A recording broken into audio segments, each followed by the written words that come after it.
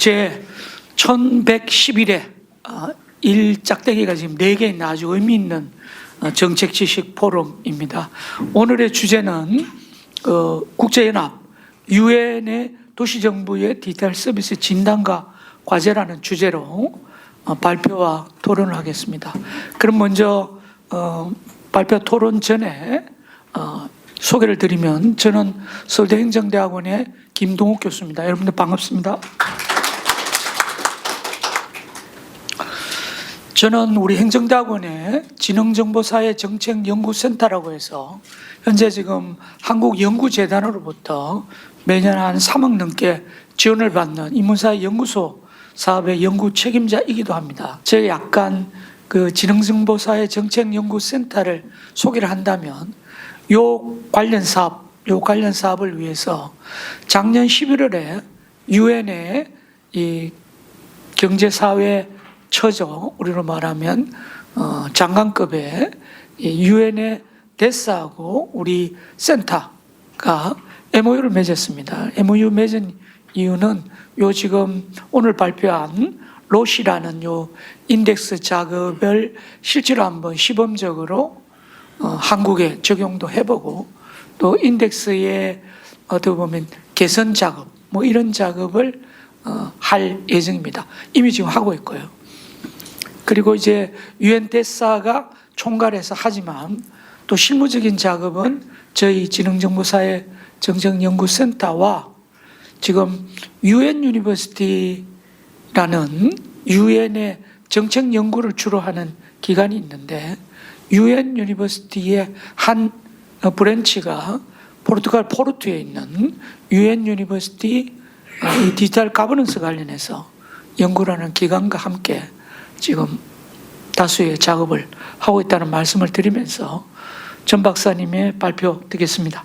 안녕하십니까. 반갑습니다. 네, 저는 오늘 발표를 맡은 전영환 전임연구원이고요. 저는 현재 서울대학교 행정대학원 지능정보사회 정책연구센터에서 이제 로시 관련된 파일럿 스터디 주무를 맡고 있습니다. 일단 저희 연구의 배경을 좀 설명을 해드리면, 사실 저희가 그 지방정부 단에서의 어떤 디지털 서비스에 대한 연구가 사실은 많이 지도지지는 않았습니다. 왜냐하면 기존의 OECD라든지 또는 UN이라든지 이런 유관 국제 기구들에서 진행하고 있는 어떤 디지털 정보 서비스 그리고 전자정보 서비스에 대한 평가는 대부분 국가 레벨에서, 내셔널 레벨에서 이루어지는 경우가 굉장히 많았습니다. 하지만 이런 것에 대해서 아까 저희가 사실 뭐 오프 더 레코드지만 금현석 교수님, 김도욱 교수께서 말씀해 주셨지만, 실제적으로 시민이 느끼는 디지털 서비스라 함은 대부분 지방정부에서 이루어지고, 지방정부에서 이제 이렇게 전달되는 실제 행정 서비스가 얼마나 디지털화가 잘 되어 있는가, 그리고 시민들이 그 서비스에 얼마나 잘 접근할 수 있는가에 대한 연구의 수요가 많아지게 되었습니다. 이에 따라서 일단 유엔에서는 EGDI라는 이미 굉장히 성공적인 국제 전자정보 서비스 지표를 개발하고 활용하고 있었기 때문에 이 GDI를 기반으로 이러한 핵심 성공 가치와 어떤 핵심적인 요인들을 바탕으로 지방정부 서비스를 한번 측정해보면 어떨까라는 논의가 시작되게 되었습니다.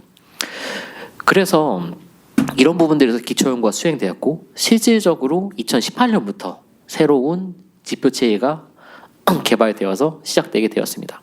하지만 이런 서비스 같은 경우는 아무래도 지방정부의 특성을 고려한다면 저희가 국가 레벨에서 전자정보를 비교할 때와 다르게 지방정부는 좀 더 다양한 컨텍스트와 다양한 배경들을 가지고 있게 됩니다. 그렇기 때문에 이런 한 국내에서 지방정부와 비교를 하기도 굉장히 쉽지 않은 경우가 있는데, 이것을 심지어 국제적인 장에서 국제적인 배경을 가지고 서로 다른 나라의 서로 다른 도시를 비교하기 위해서는 굉장히 높은 타당성과 신뢰성을 가진 평가 체계를 수립해야 한다는 그런 높은 목표를 가지고 시작해야 할 것입니다.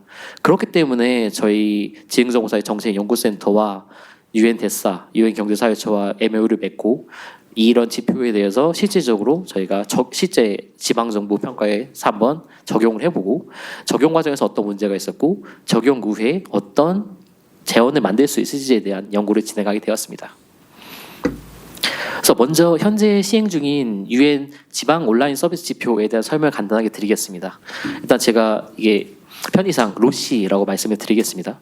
이 로시 평가 체제 같은 경우는 일단 지방 정부에 제공하는 온라인 서비스, 온라인으로 제공되는 지방 정책 서비스에 대한 평가를 합니다. 그를 통해서 지방 정부의 온라인 서비스 책임성 그리고 실제 이 서비스를 제공받는 시민의 만족도를 제고하는 데 그 목적이 있습니다. 그래서 이러한 서비스 지표, 로시 지표 같은 경우는 최초의 유엔 경제사회처에서 발주한 이런 지표 개발 작업에 대해서 유엔 교수님께서 설명해 주신 UNU라고 불리는 유엔 싱크탱크들이 있습니다. 그 중에서도 포르투갈 포르투에 소재한 UNU 이가브라고 불리는 유엔 대학교 브랜치에서 주모하여 개발되기 시작하였습니다. 그래서 이 부분은 제가 넘어가겠습니다. 그래서 유엔 로시 같은 경우 실질적으로 2018년에 40개 도시 193개 회원국 중에서 자발적으로 참여를 약속한 40개 도시를 시작으로 지표조사가 시작되었고요. 그 이후로 이제 2년 주기로 발표되고 있는 지표입니다. 실제적으로 제가 그림에 보시면은 이제 2020년까지만 나와 있는데 사실은 2024년 지표도 최근에 발표가 되었습니다. 10월 말에 공개가 되었고요. 원래 보시면은 이게 로시를 위한 독립적인 서베이가 있다기보다는 저희가 EGDI라고 하는 이런 커다란 지표조사를 하는 이가버먼트 서베이라고 하는 보고서에 한 챕터로 로컬 레벨이 추가된 형태라고 보시면 될 것 같습니다. 그래서 실질적으로 EGDI 연구를 하시는 분들은 해당 보고서에 한 챕터로 로컬 가버먼트 레벨이 붙어져 있고 거기에 대해서 로시를 활용해서 지방정부 단의 디지털 서비스를 측정하는 그런 모습을 보실 수 있을 겁니다. 그리고 이런 것들이 이제 총 지금까지 4번 만들어졌고요. 그래서 2018년엔 40개 도시를 60개 지표를 가지고 측정하였으나 이제 시간이 지나면서 이제 지표 고도화 작업이 점점 진행되고 있습니다. 그래서 20년에는 100개 도시를 대상으로 22년에는 193개, 그러니까 193개 회원국의 최소 1개 이상의 도시를 바탕으로 시작이 되었고요. 22년에는 86개의 지표를 활용하였으나 현재는 총 95개의 지표를 활용한 최신화된 평가 결과가 나타났습니다. 그래서 실질적으로 제가 뒷부분에 좀 더 설명을 드릴 거긴 한데 현재 방법론을 보시면 2024년 기준으로 총 6개의 분야에 대해서 95억 개의 문항을 가지고 있습니다. 그래서 해당 분야를 보시면 기술 분야, 서비스 제공 분야, 컨텐츠 제공 분야, 시민 참여, 전자정부 리터러시 그리고 제도적 프레임워크의 분야를 가지고 있습니다. 그래서 이러한 분야들은 사실은 EGDI에 나와 있는 개발 지표 그리고 개발 평가 성공 요인들을 바탕으로 개발된 부분이라고 보시면 되고요. 이런 부분들이 EGDI의 어떤 국가 레벨의 측정 지표와 그리고 지방정부 단의 측정 지표와 연결되어 있는 모습들을 보실 수 있을 겁니다. 그리고 이 지표사 같은 경우는 사실은 유엔에서 이거 자체적으로 평가한다기보다는 유엔에서 실제 이 시민들이 이 지표를 활용해서 자기들이 살고 있는 지방정부 바운더리에 있는 지방정부의 서비스를 평가할 수 있게 구축하는 것이 목표를 가지고 있습니다. 그래서 실제 조사 같은 경우도 유엔에 이제 다니고 있는 인턴들과 그리고 해당 도시가 위치한 국가의 대학교들과 협업해서 이 자원봉사자들을 활용해서 실제 이 측정 지표를 발행하도록 되어 있습니다. 그리고 이 측정 같은 경우도 어렵게 뭐 점수화가 되어 있다거나 가중치가 되어 있다거나 이런 식의 구조는 아니고요. 실질적으로 바이너리로 서비스 제공을 하느냐 아니냐라는 OX 퀘스천으로 구성이 되어 있습니다. 그래서 여기에 대해서 이 자원봉사자들이 실제적으로 지방정부의 온라인 서비스를 체크하고 이것을 이제 상위의 선임 조사자가 취합하여서 조사 결과를 발표하고 재원을 하는 형태로 이루어져 있습니다. 그리고 현재 유엔 경제사회처 홈페이지에 이런 로시에 관련된 어떤 그 방법론이라든지 그리고 실제 측정 결과들이 다 정리가 되어 있고요. 그리고 올해부터는 유엔 경제사회처에서 관련해서 그 e-러닝 시스템을 런칭을 했습니다. 그래서 여기에 대해서 이제 어떤 도시나 또는 개인이 관심이 있다면 마치 저희 K무크 듣는 것처럼 그렇게 들어가서 해당 그 동영상을 보고 그리고 이제 서티피케이션 받아서 수료할 수 있는 그런 형태로 구성되어 있습니다. 그리고 이게 도시 간 비교다 보니까 아무래도 정치적인 문제도 있을 수 있고 그리고 도시 간의 어떤 그 문제가 또 있을 수 있기 때문에 도시의 어떤 그 총합적인 종합 점수만 공개가 되고요. 실질적으로 이 도시가 어떤 분야에서 가점을 받았고 어떤 분야에서 감점을 받았는지는 공개되어 있지 않습니다. 그래서 유엔은 현재 기본적으로 대도시를 대상으로 조사를 하고 있습니다. 예를 들어서 그 나라의 수도라든지 또는 주요 가장 큰 도시 를 대상으로 진행을 하고 있고요. 이런 것들을 실제 앞으로 3개년 내에는 중소형 도시, 예를 들어 뭐 작은 도시들과 그리고 동촌형 도시들, 외곽에 존재하는 작은 도시들에 대해서 확장을 하려고 고도화 연구를 수행하고 진행하고 있습니다. 그리고 이거는 제가 최근에 발표된 24년까지의 연구 결과를 제가 정리한 표인데요. 보시면은 우리나라 같은 경우는 유엔 로시 조사에서는 서울이 포함되어 있습니다. 서울의 지표를 보시면 일단 좀 놀라실 부분은 생각보다 점수가 낮다라는 부분일 거고요. 두 번째는 점수가 일관적이지 않다. 일 수 있습니다. 사실 이러한 부분들이 저희 유엔 데사에서 저희 서울대학교 지능정보사회 정책연구센터에 요청을 해서 MOU를 맺고 연구를 진행하게 된 배경이기도 합니다. 왜냐하면 밑에 부분에 유엔 전자정보 서베이 결과를 보시면 한국은 굉장히 높은 점수를 항상 전자정보 평가에서 받아왔습니다. 사실 뭐 저희가 뭐 시체말로 1위를 밥 먹듯이 했고 전자정보뿐만 아니고 관련된 전자 인프라라던가 그리고 IT 서비스 관련모도 굉장히 높은 점수를 받아오고 있는데 왜 한국의 서울은 특히 대한민국에서도 전자정보 서비스가 그렇게 잘 되어 있다고 평가되는 서울은 점수가 이렇게 낮은가? 에 대한 의문에서 시작하게 되었습니다.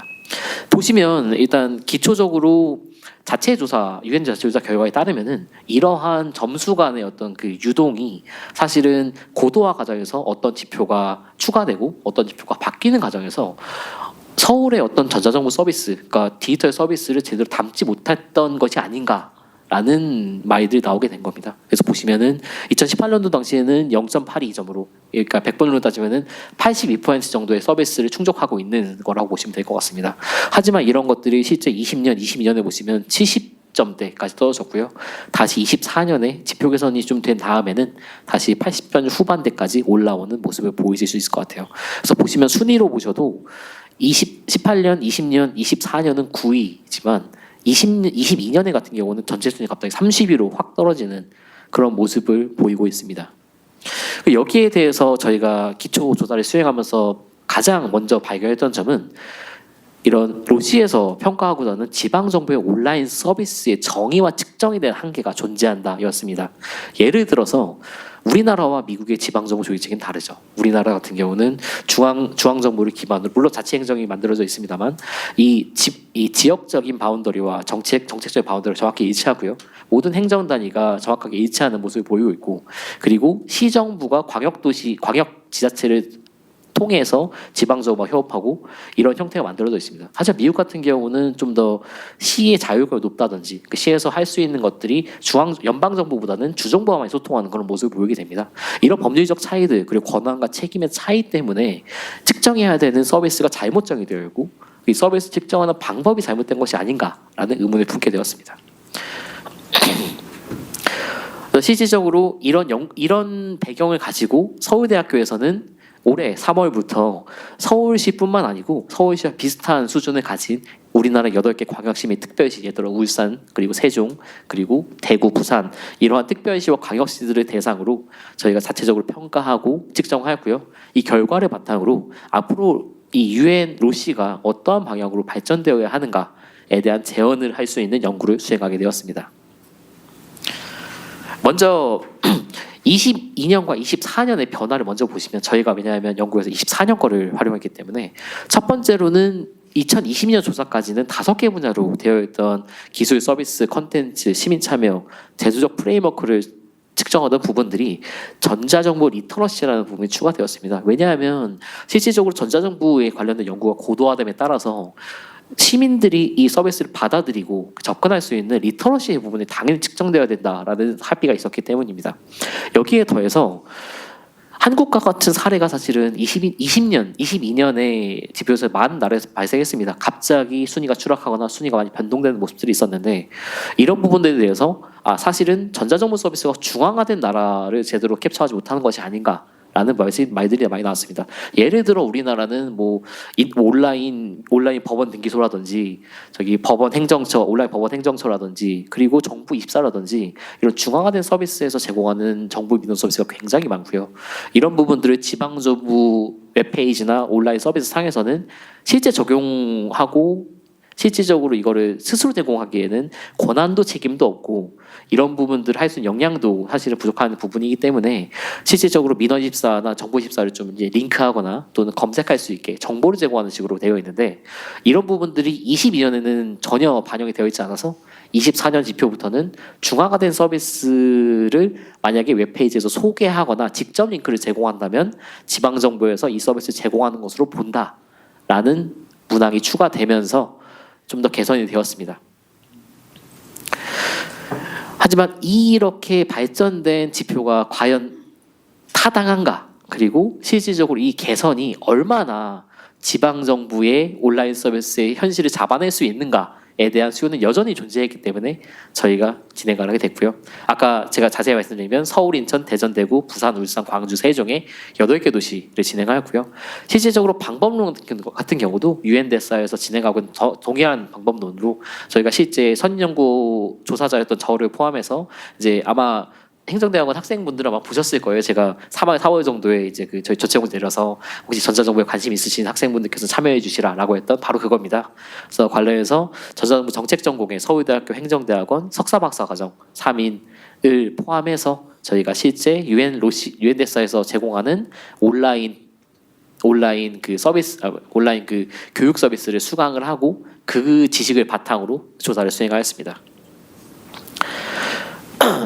그리고 이러한 지표 같은 경우는 일단 4명의 조사자가 각각 이 지방 정보에 대해서 여러 번 측정을 하고요. 그러니까 예를 들어서 한 명이 한 도시라는 것이 아니라 한 도시에 대해서 3명 이상의 조사자가 분배되도록 한 뒤에 이 3명의 조사자가 만들어낸 조사 측정 결과를 가지고 이 중에서 어떤 측정 결과가 가장 현실을 받아들이고 있는가에 대해 선임 조사자가 다시 한번 검증한 형태를 두었습니다.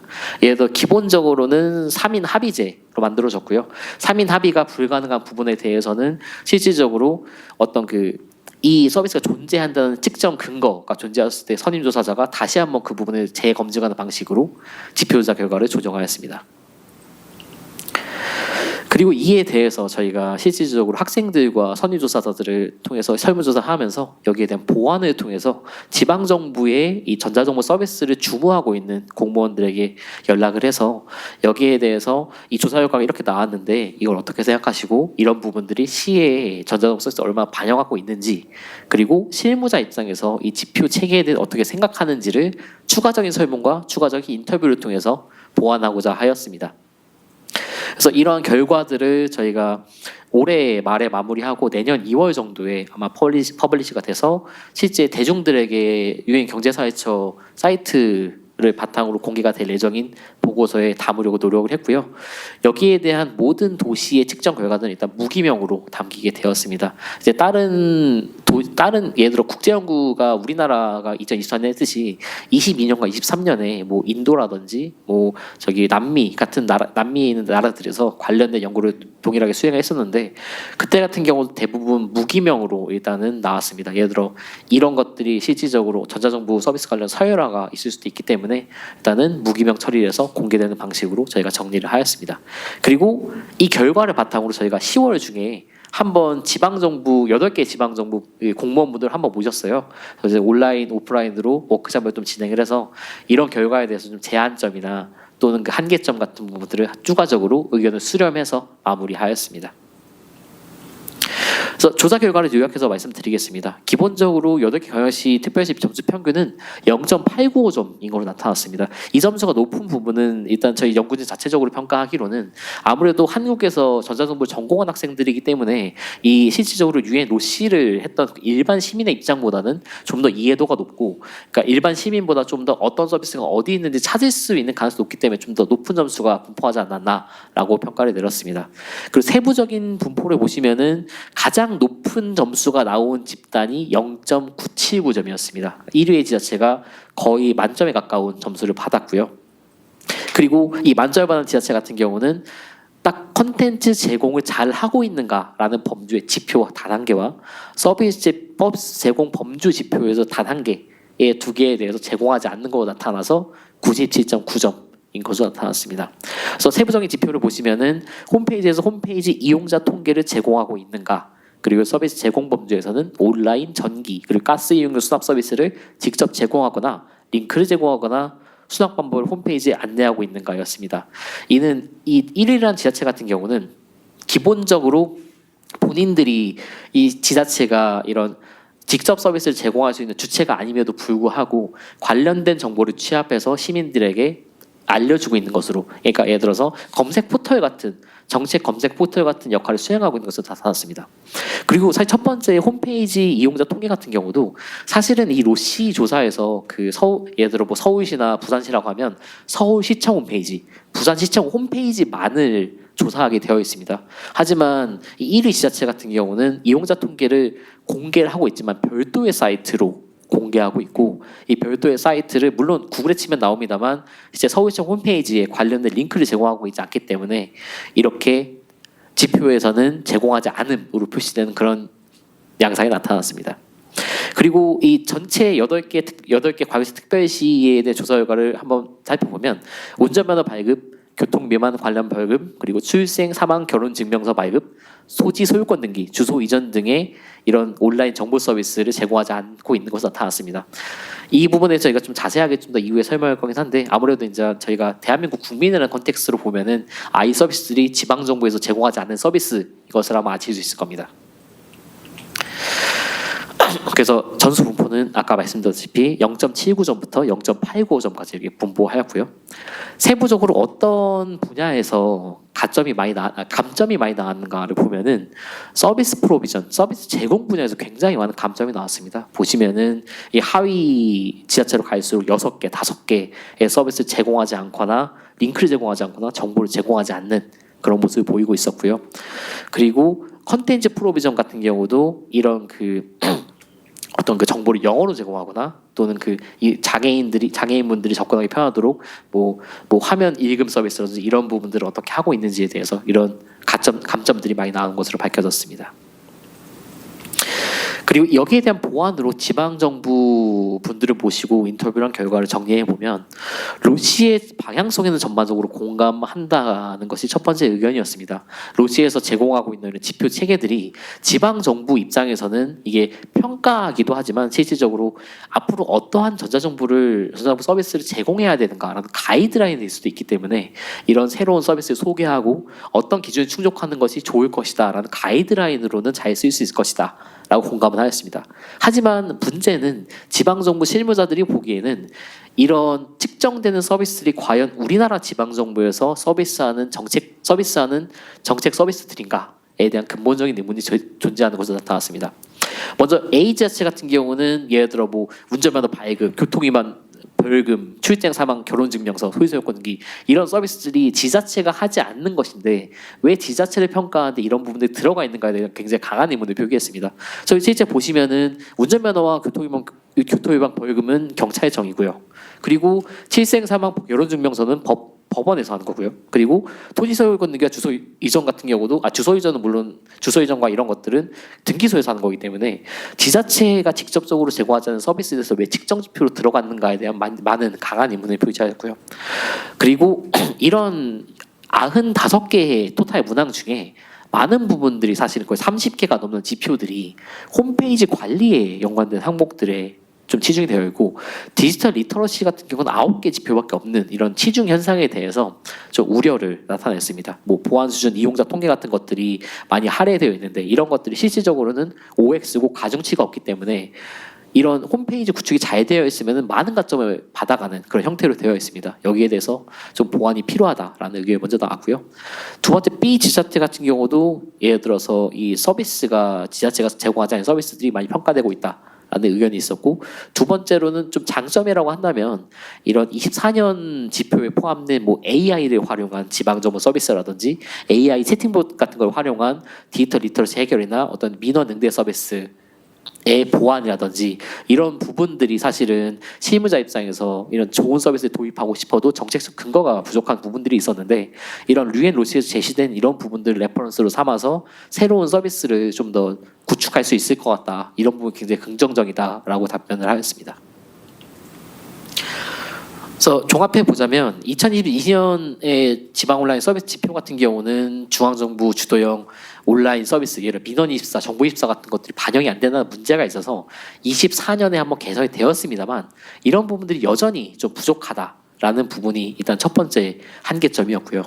두 번째는 실질적으로 서비스를 측정함에 있어서 지방정부의 법체제와 정부 형태, 문화적 차이 등으로 인해서 지자체가 가지고 있는 책임과 권한이 굉장히 다른데 이런 부분들이 제대로 반영되지 못하고 있는 부분들에서 굉장히 두 번째 한계가 있다고 할 수 있을 것 같습니다. 그리고 이런 것들이 사실은 유엔 경제사회처에서 이런 저희 경험들을 바탕으로 지금 총 4번의 지표 조사가 있었는데요.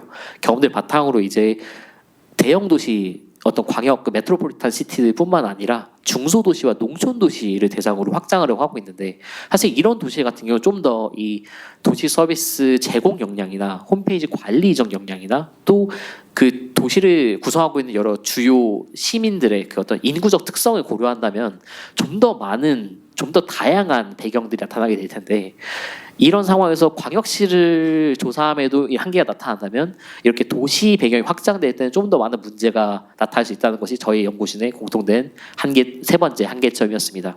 그래서 이런 부분들에 대해서 로시가 좀 더 어떻게 발전될 수 있을 것인가에 대해서 좀 고도화 재원을 좀 해보고자 하였습니다. 그래서 첫 번째 저희의 제언은요, 측정 범위의 확대였습니다. 실질적으로 지금 현재 로시의 문항들을 분석해 보면은 대부분의 것들이 홈페이지 관리에 대한 부분들과 그 두 번째로는 어떤 실질적인 서비스를 제공하고 있는가에 좀 치우친 형태를 보이고 있습니다. 여기에 대해서 저희 연구진의 제언은 이런 온라인 서비스뿐만 아니라 이 해당 지역의 지역 전자정부 인프라 그리고 전자정보 거버넌스에 대한 문항들이 더 추가되어야 된다는 말이었습니다. 예를 들어서 아무리 웹페이지나 홈페이지 이런 것들 모바일 환경이 잘 구축되어 있다고 하더라도 그 지역에 인터넷이 좋지 않고 그 지역의 모바일 기기 보급률이 높지 않고 PC 보급률이 높지 않으면 사실 큰 의미가 없는 얘기가 될 수 있거든요. 이런 부분들에 대해서 인프라에 대한 측정이 추가적으로 들어가야 된다라는 게 첫 번째 의견이었고요. 두 번째는 이게 중앙정부와 지방정부가 이제 분할적으로 이제 어떤 나라에서는 중앙정부 위주로 이루어져 있고 어떤 나라에서는 중앙정부가 전혀 관여하지 않고 지방정부 위주로 이루어지고 있는데 이런 중앙 지방정부가 거버넌스 그리고 지방정부가 맞부딪히는 상황에서 여러 지방정부를 포괄하는 이 부분들에 대한 거버넌스에 대한 것들을 측정할 수 있는 문항들이 추가가 되어야 된다라는 것이 첫 번째 제언이었습니다. 두 번째 같은 경우는 전자정부 발전 단계별 지방정부별 특성 차이를 반영한 지표 수립입니다. 이 부분 같은 경우는 기본적으로 이 로시에서 한계점이 나타난 어떤 그 본질적인 원인이 지방정부의 특성을 반영하기가 매우 어렵다는 점입니다. 예를 들어서 이런 로시 지표를 한국에서는 경찰 서비스를 지방정부에서 제공하지 않으니까 이것을 제외하자라고 하기에는 이미 수많은 국제적인 배경에서는 도시들이 어떤 그 경찰 행정이나 소방 행정을 다 주무를 하고 있습니다. 이런 것들을 생각해 보면 어떤 특정 서비스를 하나하나 찝어서 하는 것이 아니라 기본적으로 전자정부 인프라라던가 전자정부 거버넌스 그리고 전자정부의 어떤 그 구축 상태 이런 부분에 대한 공통 질문들을 구축하되 지방정부 서비스 관련해서는 지방정부 또는 또 지방정부와 해당 그 중앙정부와 협력을 통해서 실제적으로 자기들이 하고 있는 서비스 자체 발굴하고 그 서비스에 대한 서비스 수준을 측정하는 좀 자가 개발형 질문으로 투트랙으로 가야 되는 것이 아닌가라는 것이 두 번째 제언이었습니다. 이러한 방식을 통해서 기초적으로 공통적으로 이제 전자정부에 필요한 어떤 기본적인 지표들을 공통단으로 측정을 하고 그 지방정부의 특성을 잡을 수 있는 지방정부 레벨의 서비스 레벨의 측정 지표는 자체 개발해서 활용하도록 하는 것이 어떠한가라는 것이 제언이었습니다. 그리고 세 번째 같은 경우는 디지털 정부의 가치를 함양할 수 있는 지표 개발이었습니다. 저희가 실질적으로 저희가 2018년부터 24년까지의 지표 개발 단계를 보면 여러 지표들이 개발되고 추가되거나 삭제되거나 대체되는 부분들이 있었는데 이런 부분이 2018년 최초 공개 당시에는 전자정부의 어떤 그 기본 가치, 예를 들어 효율성, 시민참여, 투명성 같은 가치들을 잘 함양할 수 있도록 세팅이 되었을 것인데 이렇게 2년마다 개선과 고도화를 거치면서 지금 현재 2024년 현재의 시민의 어떤 그 수요와 그리고 전자정부의 기본 가치를 얼마나 잘 함양하고 있는가에 대한 다시 한번 점검이 필요한 단계라고 저희 연구진은 제언하고자 하였습니다. 네, 저희가 이렇게 고도화 연구를 통해서 재원에 관련해서 정리를 해서 말씀을 드렸고요. 오늘 이게 이 로시 지표 자체가 지금도 고도화되고 있고 지금도 실시간으로 발전되고 있는 지표다 보니까 이제 학생분들과 교수님들께서 플로어에서 많은 의견 주시면 감사하겠습니다. 네, 감사합니다. 네, 전영원 박사님 발표 감사합니다. 그럼 이어서 정준하 박사님께서 토론하시겠습니다. 네, 안녕하십니까. 국회 입법조사처에서 일하고 있는 정준하입니다. 자, 오늘 주제는 그 도시를 측정하는 하나의 인덱스에 대한 얘기를 우리가 하고 있습니다. 이것을 하고 있는 주체가 일단 유엔이 일단 이걸 하고 있고요. 이렇게 국제적인 지표를 우리가 보면 이게 근본적인 문제가 뭐냐면은 굉장히 많은 지표들이 소국권, 특히 유럽 중심으로 그 가치관을 구조화해서 만들어진 지표들이 되게 많아요. 그래서 이 아시아 국가들이 어떻게 이런 일들을 하고 있는지에 대한 그러니까 아시아를 이렇게 뭔가 그 폄하하거나 절하해서 그런 것이 아니라 아시아에 대한 이해도가 별로 없는 것이죠. 그래서 자기들이 수십 년과 수백 년 가지고 왔던 그런 그 여러 가지 제도와 문화를 프레임으로 해서 지표를 만들다 보니 아시아의 정서가 크게 반영되지 못하는 결과들이 나타나게 되고, 그럼 우리가 어떻게 전자정부 발전지수에서 뭐 1, 2위를 계속 가지고 왔냐? 어떻게 그건 우리나라가 잘했기 때문에 그런 것도 있겠지만 외교적인 노력의 결과도 부정할 수가 없습니다. 우리나라의 그런 니아나 행정안전부가 그것을 측정하고 있는 기관에 우리나라는 이렇게 해결을 하고 있다라는 것을 영어로 잘 설명해 줬기 때문에 그런 우리의 노력과 우리의 현실들이 그런 인덱스에 잘 반영된 그런 측면이 있거든요. 오늘 우리가 다루고 있는 이 로시도 마찬가지일 수가 있습니다. 우리가 이런 서비스를 충분히 잘 전달하고 있고 사람들이 잘 누리고 있음에도 불구하고 이 지표를 구성하는 그런 기본 컨셉과 우리나라의 이런 딜리버리 체계가 서로 달랐기 때문에 그러한 그 다름이 충분히 반영되지 못한 그런 측면이 있다고 볼 수가 있고요. 자, 그래서 뭐 그런 말씀을 먼저 드리고 이제 지표에 대해서 말씀을 드리자면 오늘 우리가 얘기하고 있는 이 로시는 유엔이 2002년부터 수행했던 국가 단위의 전자정부 발전 지수를 도시 레벨로 맞추어진 그런 제도라고 볼 수가 있습니다. 발제에서 나왔지만 2018년 시작해서 이제 경년으로 이걸 하고 있는데 제가 홈페이지 들어가 보니까 원래 우리가 9위를 했는데 1위가 에스토니아 탈린이 1위를 하고 있어요. 그러니까 뭐 워낙 단골이시고 그다음에 두 번째가 마드리드, 세 번째가 리야드, 네 번째가 코펜하겐, 그리고 두바이, 뉴욕, 이스탄불, 베를린 이 순서로 이제 가고 있습니다. 여러분들 직관적으로 생각해 알 수 있겠지만 이런 도시들보다 서울이 과연 못하고 있나? 우리가 이렇게 일상을 하면서 과연 우리가 온라인 서비스를 못 누리고 있나? 절대 그렇지가 않거든요.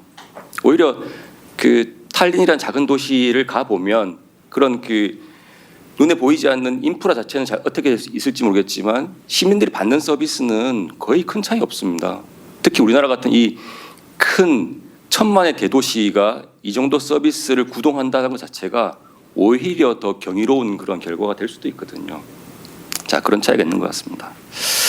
자, 이런 그런 그 도시 간의 다름 이걸 기반으로 해서 이제 이 연구진께서는 그 2024년 로시 프레임을 국내 8개 도시에 이제 적용을 해서 3가지 결론을 제시를 해주셨어요. 그래서 측정 범위를 확대해야 되고 전자정부 발전 단계와 지방 정부 특성을 반영을 해야 된다. 마지막으로 디지털 정부가 지향하고 있는 그런 본질적인 가치를 충분히 반영해야 된다라는 이런 그 대안을 주셨는데 정말 이게 가장 본질이고 이것을 벗어나면 안 된다라는 그런 의견에 저는 적극적으로 동의를 하고 있습니다. 자, 근데 이제 뭐 충분히 이게 나왔던 얘기지만은 이 로시의 핵심적인 특징이고 동시에 본질적인 한계는 이 정치, 경제, 문화, 역사, 그다음 행정 위임 체계가 서로 완전히 다른 그런 전 세계 도시를 하나의 지표 체계로 엮어낸다라는 것에서 그런 여러 가지 긍정적 기능과 한계가 출발하고 있는 것 같습니다.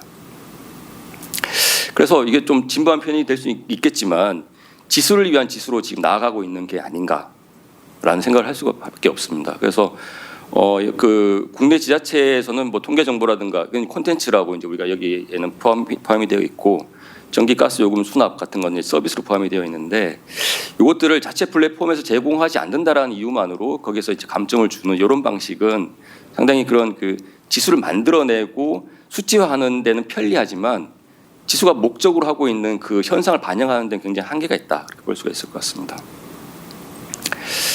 자, 그래서 그 지금 우리나라가 보면은 이제 우리는 지자체가 이제 온라인 운전면허 발급 서비스를 제공하지 않고 있는데 그렇다면 꼭 서울시 홈페이지에 온라인 운전면허 서비스에 대한 설명과 메뉴가 있는 게 우리가 온라인 서비스를 이용하는 우리 입장에서 그게 과연 좋은 것인가? 서울시가 예산을 들여가지고 다시 거기에 대한 메뉴를 추가를 하는 게 맞는 것인가? 로시 점수를 잘 받으려 하려면 이렇게 하는 게 맞는 것이죠. 그런데 우리는 충분히 뭐 도로공단 홈페이지라든가 이런 걸 웹이든 앱이든을 통해서 충분히 액세스할 수가 있고 굉장히 빠른 속도로 면허시험 면허 날짜를 받고 그 서비스를 받을 수 있는데 이 단순히 그 지자체가 관리하고 있는 그런 그 웹 베이스에 없는 것만으로 그 지자체가 그걸 못하고 있다고 하는 것이 과연 이 로시가 담고자 하고 있는 철학에 맞는 방식인가에 대해서 고민할 필요가 있겠다라고 말씀을 드리겠습니다. 자, 그리고 이제 그 2022년에는 86개 지표로 시작을 해서 2024년에는 95개로 늘었는데요. 자, 이게 이제 OX, OX가 하나씩 늘 때마다 그 2배씩 이제 복잡성이 늘어나게 되는 것이죠. 그러면 지표가 많이 많아지면은 그만큼 체크할 수 있는 부분은 많지만 그래서 그 도시를 설명할 수는 없는 거예요. 이건 이렇고 이런 도시입니다라고 할 수 있지만 그래서 그 도시는 무슨 도시인가요? 하면은 97점짜리 도시요. 이렇게밖에 말할 수 없는 그런 문제가 있는 것이죠. 자, 그래서 그 지금은 뭔가 질문들 많이 하면서 지표를 개선할 수 있겠다라는 방식으로 어프로치를 하고 있지만 과연 이게 정확한 적절한 타당한 해법인가에 대해서 한번 좀 고민해 볼 필요 있겠다라는 의견도 드려보겠습니다. 그래서 이런 그 관점에서 제가 3가지 정도로 이 그 개선 방안에 대한 저의 의견을 한번 드려보도록 하겠습니다. 첫 번째는 지금은 그 우리는 이런데 이걸 담지 못하고 있으니 이걸 추가하자라는 관점에서 접근하고 있는데 과연 그러면 이제 그건 대한민국의 관점인 것이죠. 그러면은 일본도 다른 생각을 가지고 있을 수가 있고 이탈리아도 다른 생각을 가질 수가 있는 겁니다. 그러면 각 나라별로 그런 생각을 해서 질문을 애드하면은 너무 복잡해지는 것이죠. 자, 그렇다면 이 지방 정부의 온라인 서비스를 측정하기에는 처음에는 이제 가상적으로는 좋은지 알았는데 막상 해보니까 이게 오히려 타당하지 않다. 그런 질문들은 좀 과감하게 빼는 그래서 제외하는 대안도 우리가 적극적으로 고려해 볼 필요가 있겠다 생각이 듭니다. 그래서 그 단순히 이걸 팽창을 시키고 복잡하게 세분화시켜서 대중소 범위를 정교하게 짜는 것만이 좋은 지표가 아니라는 점을 기반으로 해서 좀 간소화하는 노력도 적극적으로 고민해 볼 필요가 있겠다라는 말씀을 드리고요. 두 번째는 이제 뭐냐면은 그 어쨌든 이게 누군가는 측정하게 되는 그런 지표 체계인 것이죠. 그래서 포르투갈에 있는 UNU가 측정하건 아니면 각 국가별로 적절한 그런 그 리터러시를 가지고 있는 사람이 측정하건 누군가는 그 체크리스트에 측정을 하고 그거를 랭킹화 시켜야 되는데 자, 여기 제가 그런 게 있습니다. 이게 지금 그 로시 질문지를 보면 이런 말이 있어요. 그 서비스가 앱으로 모바일로 제공되는 비율은 몇 프로인가라는 질문들이 있는 것이죠. 자, 어떤 도시는 그 아주 사소한 것들을 굉장히 많이 앱에 올렸죠. 그러면은 앱 비율이 한 98% 정도 나오는 겁니다. B 도시는 아주 중요하고 시민들이 역사적으로 봤을 때 시민들이 하루에 3번씩 찾는 그런 중요한 서비스가 있어서 이것은 굉장히 우선적으로 앱에 올리고 예산 제약이 있다 보니 나머지 부수적인 것들은 웹에서 제공했다라고 우리가 볼 수가 있겠어요. 가정할 수가 있는데 그러면 이제 앱 전환율이 한 68% 정도 나왔다고 봅시다. 시민 입장에서 봤을 때 어떤 지자체, 어떤 도시 정부가 보다 더 시민 프렌들리한 그런 앱 서비스를 제공하고 있을까요? 첫 번째 도시는 비율은 높지만 사실 그렇지는 않거든요. 두 번째 도시가 더 적절한 도시인데 지금의 구조로 봤을 때는 두 번째 도시가 더 낮은 랭킹을 받을 수밖에 없는 그런 구조입니다. 그래서 자 이런 여러 가지 그런 그 응답 오류가 있거나 아니면은 지표의 타당도가 낮은 것들이 있을 수 있으니 이런 것들도 한번 뭐 지금 당장 이걸 하기에는 굉장히 좀 품이 많이 들어가는 작업이니까 중장기적으로 이런 질적인 평가, 그러니까 인덱스에 대한 질적인 평가도 앞으로 계속 해봐야 되지 않을까라는 생각이 듭니다. 자, 세 번째는 제가 진짜 하고 싶었던 말이 이겁니다. 자, 그 지금은 공급자 중심적으로 측정을 하고 있어요. 그 지자체가 그걸 하고 있느냐. 그거는 근데 사실 우리가 행정에서 늘 우리가 익히 다루어 왔던 논쟁들입니다.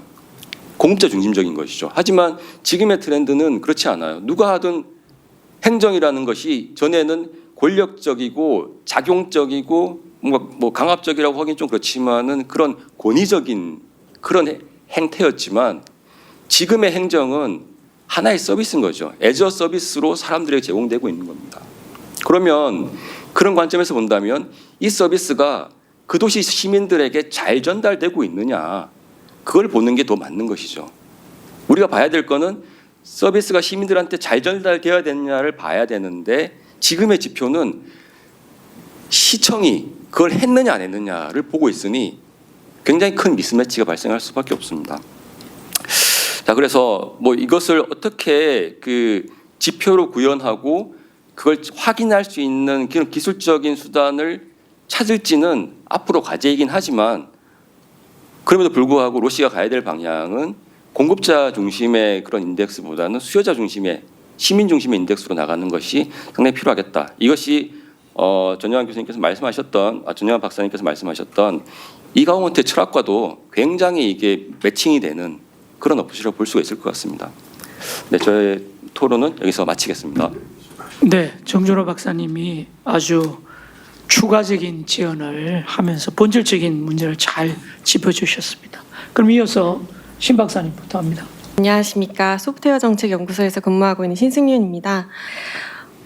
오늘 전영환 박사님 발표 들으면서 굉장히 많이 배웠고 저도 이제 지금은 사실은 이제 국가 뭐 소프트웨어 정책, AI 정책 전략 이런 쪽으로 주로 많이 연구를 하고 있어가지고 지방과는 조금 거리가 멀지 않을까라고 생각을 하지만 저도 이제 박사 논문 자체를 이제 국내 지방 정부의 어떤 오픈 데이터 성과라든지 그런 걸로 또 했었고 예전에 이제 그 김동 교수님과 함께 국내 전체 지자체를 대상으로 이제 정보화 서비스를 진단하는 네, 그런 정말 네, 작업을 하면서 그때도 많이 배웠었고 해서 이제 오늘 발표 들으면서 진짜 저의 흥미와도 많이 연결이 되는 것 같아서 많이 배웠고 잘 들었습니다. 네. 일단 오늘 그 주제인 이제 어쨌든 도시 정부의 지방 정부의 이제 온라인 서비스 진단과 관련해서 이제 어떻게 보면 이게 그 로시라는 것이 굉장히 도전적인 어떤 그런 인덱스라고 생각이 듭니다. 중앙 정부와는 달리 이제 지방 정부를 대상으로 하는 어떤 연구, 이제 단순히 이제 디지털 서비스뿐만 아니라 어떤 연구나 평가에 있어서 가장 애를 먹는 것이 어떻게 보면 데이터 수집이라고 생각이 들거든요. 적절하게. 근데 그런 것이 이제 특히 이제 온라인 서비스에 있어서는 아까 전영환 박사님께도 여쭤봤었는데 이게 그러한 평가를 하는 어쨌든 좀 글로벌한 어떤 평가 체계가 거의 전무한 상태에서 로시가 있는 거고 그렇기 때문에 하나의 어떤 표준화된 평가 체계 그리고 가이드라인으로서는 충분히 어떤 역할을 할 수 있는 그런 좀 선도적인 인덱스가 아닐까라고 생각을 합니다. 물론 많은 한계를 아직 가지고 있다고 생각이 들지만 어쨌든 지방 정부를 대상으로 특히 뭐 디지털 서비스 거버넌스 이런 연구하는 연구자들한테는 굉장히 반가운 네, 그런 어떤 네, 그 지수라고 네, 생각이 듭니다. 일단 오늘 그 발표를 들으면서 가장 처음으로 생각이 들었던 거는 이게 지금 95개의 지표를 말씀을 해주셨잖아요. 95개에 대해서 이제 8개 광역도시를 이제 하나하나씩 다 이제 완전 해부를 해가지고 하셨을 것 같은데 정말 어려웠을 것 같다라고 생각이 들었어요.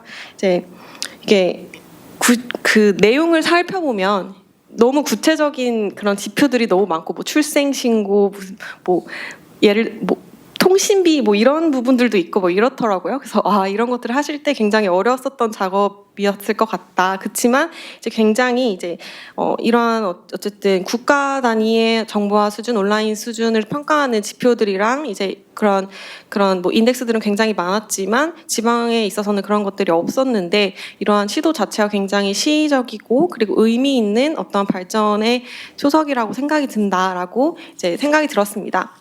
관점에서 오늘 이 연구의 어떤 목적과 관련해서 이제 한번 여쭤봤더니 이게 어쨌든 로씨를 어떻게 잘 이렇게 개선을 해가지고 개선 방향을 잘 도출하고 제안을 하는 게 이제 목적이라고 말씀을 주시더라고요. 그래서 그와 관련해가지고 이제 이러한 그 서브 인덱스가 조금 더 발전하기 위해서 어떠한 점을 고려를 해야 될까를 좀 생각을 해봤습니다.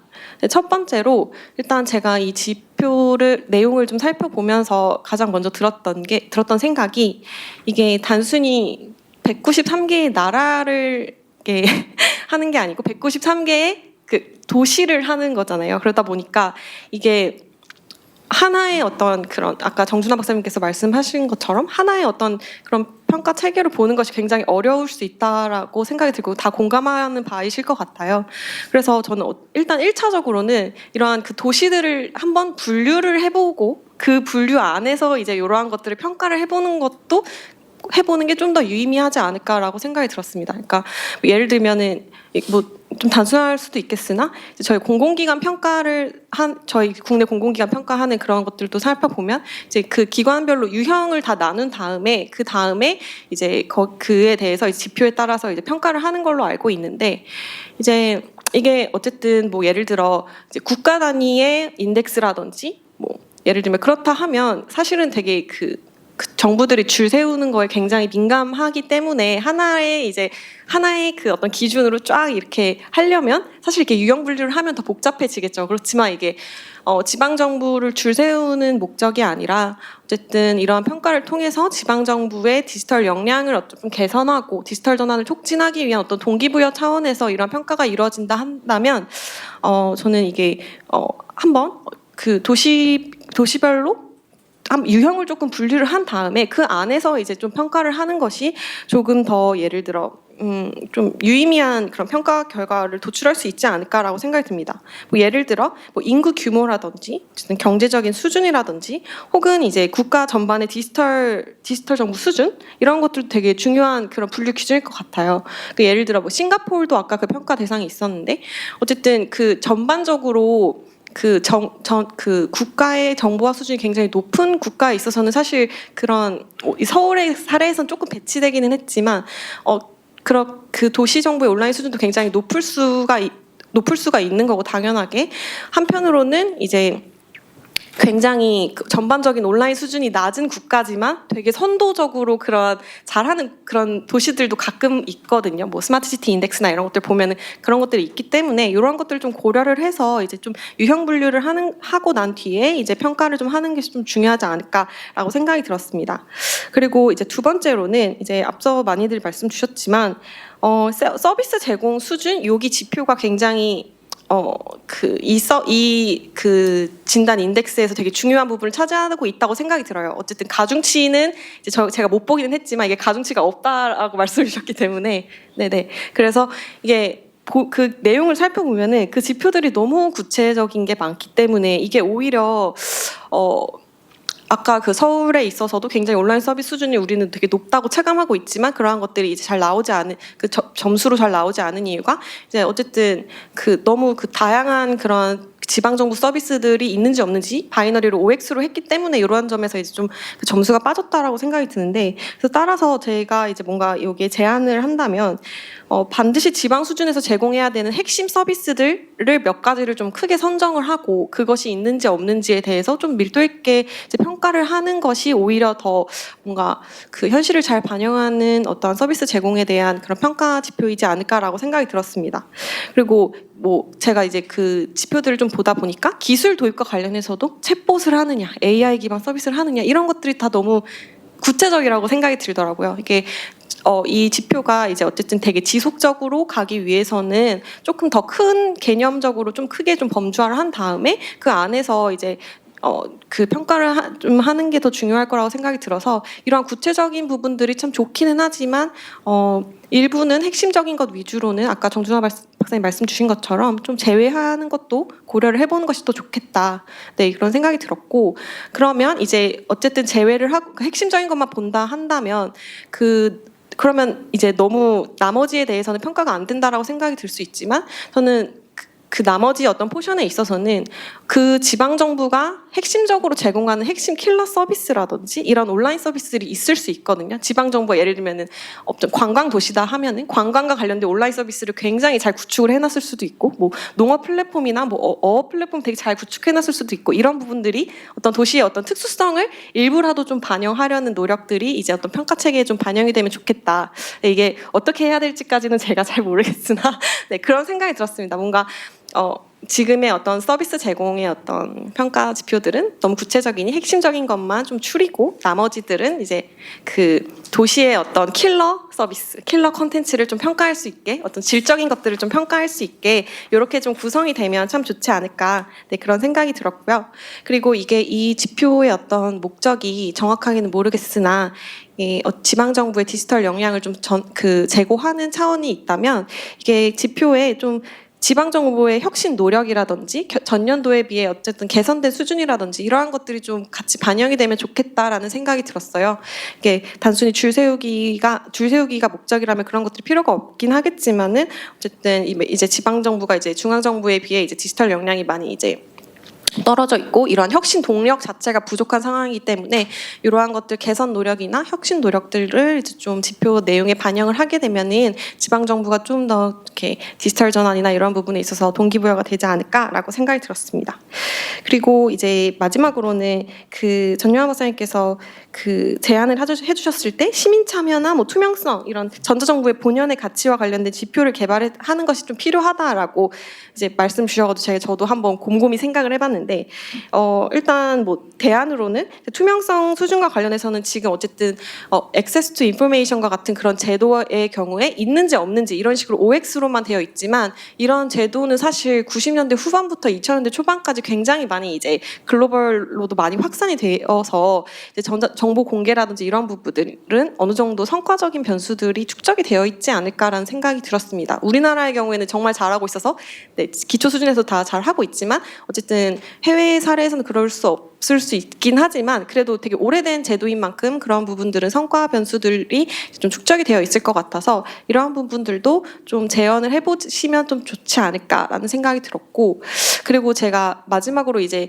스마트 시티 인덱스를 좀 같이 좀 고려해 주셨으면 좋겠다라고 말씀드렸던 부분 중에 하나가 지금의 어떤 이 지표는 정말 공급자 중심으로 많이 되어 있고 다만 근데 이제 스마트 시티의 그런 인덱스를 보게 되면 그럼 시민들의 만족을 평가하는 시민들의 입장에서 그런 부분들을 만족도를 평가하고 이런 걸 성과로 잡은 그런 지표들이 그 포션이 굉장히 높은 것 같아요. 그래서 이런 지금의 어떤 평가 체계 그 로시에서는 이런 부분들을 많이 간과하고 있기는 하지만 이러한 부분들도 이제 좀 재현을 통해서 이제 시민들의 어떤 만족이라든지 시민들의 입장에서의 어떤 그런 서비스 체감이라든지 이러한 부분들이 좀 지표 내용에 이제 좀 포함이 되면 참 좋을 것 같다라는 생각이 들었습니다. 그래서 오늘 많이 그 발표 들으면서 정말 많이 배웠고요. 네, 저도 이제 어떻게 로시가 변화해 가는지 네, 한번 꾸준히 관심을 가지고 지켜보겠습니다. 감사합니다. 신 박사님 감사합니다. 온라인이나 또 대면 참석하신 분 중에서 질문이나 코멘트 있으시면 마이크 켜시고 자기소개 간단하게 하고 시작하시면 좋겠습니다.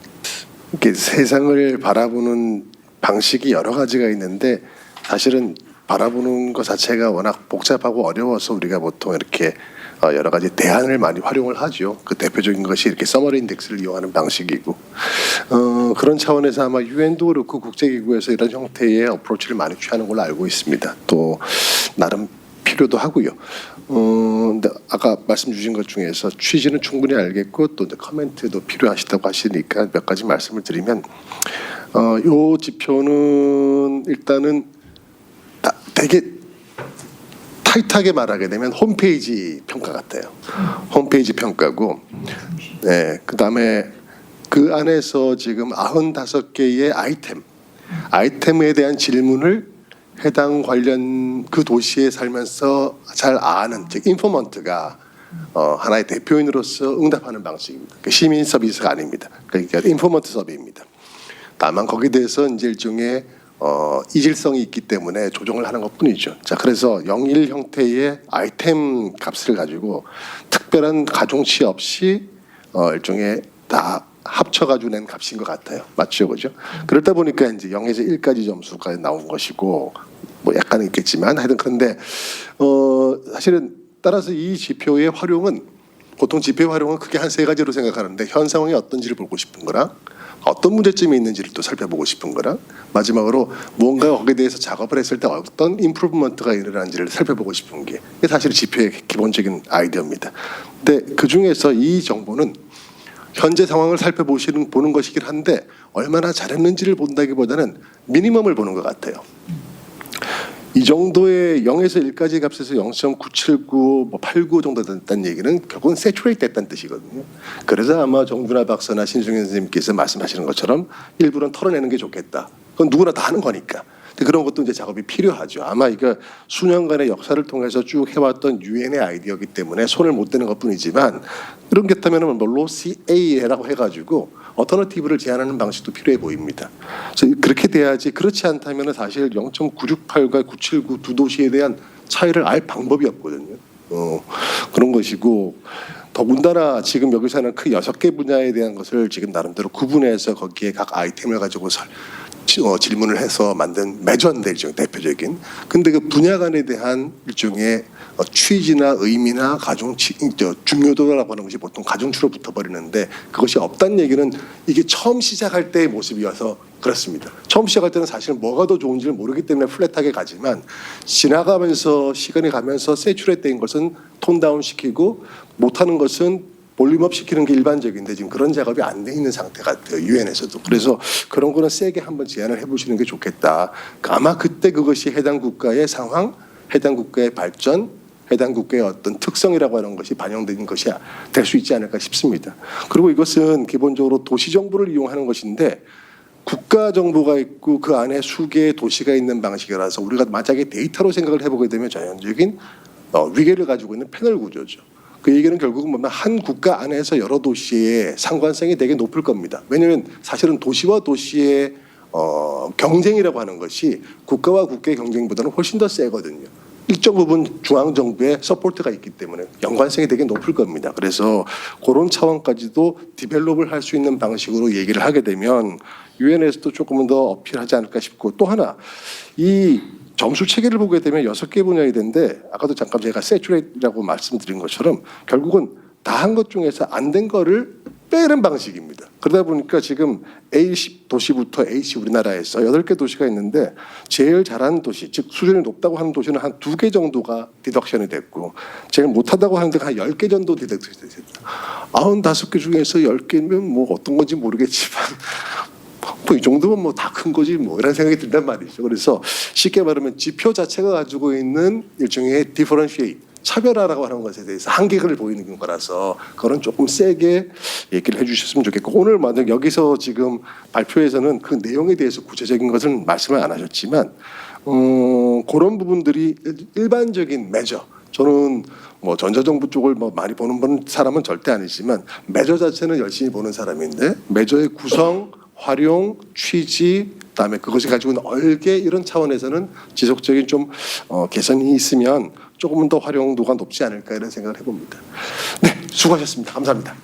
이 전자정보 이런 쪽에 너무나도 문외한이라서 제가 뭐 전문적으로 드릴 코멘트 이런 건 전혀 없고 그냥 학생의 입장에서 많이 지금 듣고 배웠는데요. 그런 만큼 굉장히 초보적인 그냥 궁금증이 하나 있어서 말씀을 드려볼까 합니다. 결국 이런 인덱스 같은 경우가 이제 굉장히 많고 또 도시별로 비교하는 인덱스가 많다. 아까 신 박사님 말씀하신 것처럼 스마트 시티에 대한 인덱스 요새 굉장히 많이 활용하고 있고 그런데 어떤 이런 인덱스의 유용한 장점 중에 하나가 결국에 많은 도시들에서 인덱스를 보고 우리가 어떤 부분을 개선시켜 나가야 되고 그래서 그것을 통해서 향상시켜서 결국에 이제 전 사회에 도움이 되는 그런 목적이 아무래도 있다고 생각이 되는데 그런 의미에서 이게 어떻게 보면 정책 결정자의 입장에서 이걸 얼마나 관심을 갖느냐가 중요할 것 같습니다. 제가 왜냐하면 이게 아까 보니까 이제 서울시가 이제 우리나라에서 대표적으로 여기 들어가서 이제 순위가 많이 바뀐다고 하셨는데 제가 이제 알기로는 서울시의 현 시장의 입장에서 세계 도시 경쟁력 순위 이거에 대해서 엄청나게 지금 관심을 갖고 이가 순위 하나 떨어질 때마다 굉장히 크게 관심 가지면서 여기 어떻게 올릴 수 있을까에 대한 많은 고민을 하고 거기 많은 자원을 투입하고 있는 걸로 제가 듣고 있고요. 또한 인터넷 기사를 찾아보니까 한 15년 전쯤 전에는 이제 이 시장이 첫 번째 이제 임기하실 때는 이 전자정보에 대해서도 굉장히 관심이 많으셨던 걸로 알고 있습니다. 그래서 지금 현재도 결국에 이제 위에서 이제 어떻게 보면 저희가 민간에서 얘기하면 C 레벨이 이제 위에 계신 분들이 이제 얼마나 많이 관심을 갖느냐가 이게 얼마나 현실에 반영이 될까 싶은데 아까 이제 박사님 이제 발표하셨을 때 이제 어떤 실무진의 어떤 공무원 측에 대한 어떤 그런 설문도 하시고 많이 이제 의견 들으신 걸로 아는데 현재 더 위선에 계신 어떤 분들의 어떤 의견이라든지 관심이라든지 이런 거에 대해서 궁금합니다. 네, 답변 드리겠습니다. 네, 정말 좋은 질문 감사합니다. 사실은 제가 이 부분을 좀 말씀드리고 싶긴 했는데 발표에 좀 넣기가 힘들어서 이제야 좀 말할 수 있는 기회가 생겨서 다행인 것 같습니다. 사실 말씀해 주셨다시피 이게 지금 현재 상황에서는 사실 실무진과 그 하이 레벨의 어떤 그 예를 들어 시장님이나 이런 부분에 좀 이제 괴리가 좀 있다고 좀 생각을 좀 했습니다. 이번에 특히 연구를 하면서요. 왜냐하면 저희가 일단 기본적으로 이 서베이를 보시면 물론 정준하 박사님께서 말씀 아까 LGQ라는 게 있었습니다. 로컬 가면 서베이, 퀘셔너리라고 하는 그런 것이 실제적으로 이제 유엔에서 조사를 할 때도 도시의 그 담당자에게 보내고 이걸 자발적으로 제출해도 되고 안 해도 되는 형태입니다. 근데 이걸 보시면은 22년이나 24년에도 보면 대략 10%도 안 되는 지방자치단체가 이걸 냈어요. 이 말은 첫 번째는 여기에 대한 이해가 적다는 것이고요. 두 번째 관심이 떨어진다라고 볼 수 있는 것인데 사실 제가 좀 그 부분이 좀 의아해서 저희가 파일럿 스터디로 8개 도시를 한 다음에 지방정부에 다 연락을 돌렸습니다. 그 부분의 담당자가 누구냐, 그리고 이 부분에 혹시 팔로우업 한 게 있느냐가 첫 번째 질문이었는데 일단 기본적으로 많은 지자체에서 담당자가 없습니다. 왜냐하면 전자정부 서비스 담당하는 부분들이 물론 조직도 상에는 있습니다. 뭐 디지털 정책 담당관이라든지 홈페이지 운영 쪽이라면 뭐 디지털 서비스 담당관이라든지 그리고 어디서는 뭐 거기 어디서는 저 기획실 하산하러 있고 어디서는 시장 직할로 있고 이런 식으로 굉장히 다양한 형태로 이루어져 있고 업무상 자체로는 그 시의 전자정보 서비스를 제공하고 그리고 여기에 대해서 총괄을 한다라고 써 있습니다만 그분들이 로시에 대해 일단 모르고 있습니다. 그래서 이 부분에 대해서 처음에 이거를 이제 공유를 드리고 이게 어떤 중요한 지표이고 여러분들의 의견이 어떻게 반영되는 것이 얼마나 중요한지를 좀 많이 말씀드리면서 좀 네트워킹에 좀 여러 노력들이 있었는데 사실은 서울시 같은 경우도 22년도에는 그 당시에는 이게 스마트 시티 관련된 데서 나오는 주제였습니다. 왜냐하면 아까 김현석 교수께서 카테고라이즈를 해주셨듯이 이게 사실은 인터넷 서비스 특히 홈페이지나 모바일 모바일 펀더멘털 이제 만들어진 것들에 대한 관리인데 이게 스마트 시티 단에서 만들어졌거든요. 그래서 이런 것들이 사실은 문제는 23년도에 서울시청이 조직 개편이 되면서 관련 부서가 한번 다 리뉴얼됐습니다. 그러면서 기존에 일단 한번 끊긴 부분이 굉장히 컸고요. 그래서 지금 현재에는 디지털 정책관에 있는 디지털 정책관 저희 업무 부서 보시는 사급 과장님이랑 그리고 여기에 홈페이지 관리 부분은 또 홍보실에 홈페이지 운영과가 또 있습니다. 거기가 분절적으로 담당을 하고 있고 그 부분에 대해서 굉장히 서로 누가 주물에 가져갈 것인가, 누가 담당자인가 이들 굉장히 많이 오고 와서 결과적으로 오프데크로 말씀드리면 결국에는 담당자를 못 찾아가지고 이게 UN 관련이니까 도시외교 담당과에 전화를 걸어가지고 이거 UN 관련된 거니까 도시외교 담당과에서 세무서가 누군지 좀 정해달라. 그래서 그분이 부시장님께 보고를 드려가지고 부시장단에서 누가 가라라고 지정이 돼서 온 걸로 제가 알고 있습니다. 이런 부분들이 서울시의 컨텍스트였고요. 사실은 다른 광역시 같은 것도 굉장히 비슷한 양상이었습니다. 뭐 예를 들어서 뭐 몇몇 시에서 굉장히 열정적으로 우리가 당연히 의견을 내야 된다 굉장히 열정적으로 오셨었고 근데 대부분의 시에서 아예 응답도 안 하고 또는 우리는 아닌 것 같다라고 안 오신 분들도 많았고요. 이런 부분들을 보면은 아무리 그러니까 시장님께서 이거를 일단 뭐 아시고 관심 있으면 굉장히 많은 그 동력을 얻게 되는데 현재 실무단에서는 아직 지방 정부를 유엔에서 평가하는 것 자체에 대해서 일단 뭐 거부감 이전에 아예 잘 모르는 형태를 좀 보이는 형태라고 보시면 될 것 같습니다. 네. 발표 또 토론 그리고 또 질의응답을 통해 가지고 로시 조금 더 나아가면 지방 정부의 이런 온라인 디지털 서비스뿐만 아니라 그게 관련되는 가버넌스나 또는 기반 이 인프라스트럭처 뭐 이런 쪽에 좀 더 핵심적인 이 지표가 들어와야 되는 게 아닌가 뭐 이런 생각을 해봅니다.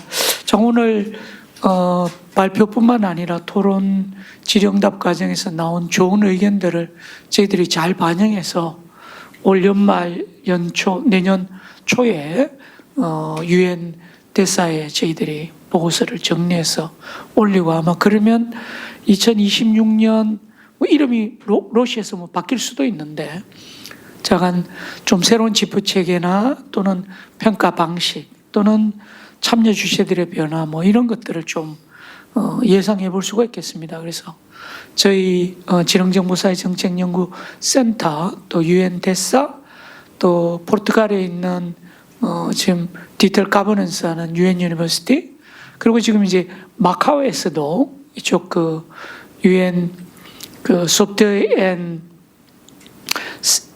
이 시리즌 파티스페이션 관련되는 또 유엔 유니버시티가 있어서 그런 여러 기관들이 함께 작업을 해서 하는데 일반 시민뿐만 아니라 이런 학생들의 참여도 상당히 기대를 하고 있습니다. 그래서 그런 기대를 좀 담아서 저희들이 열심히 해보려고 하니까 도와주십시오. 자, 오늘 1111회 정책지식 포럼은 이것으로 마치겠습니다. 감사합니다.